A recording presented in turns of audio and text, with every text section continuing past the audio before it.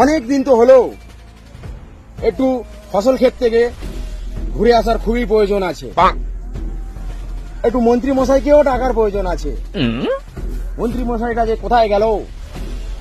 মন্ত্রী মশাই,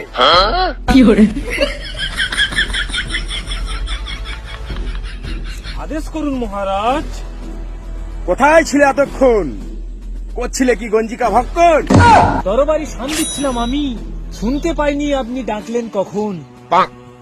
আমি ফসল ক্ষেত দেখতে চাই, এখনই প্রস্তুত হও, চলো আমার সঙ্গে। আমি প্রস্তুত মহারাজ, চলুন।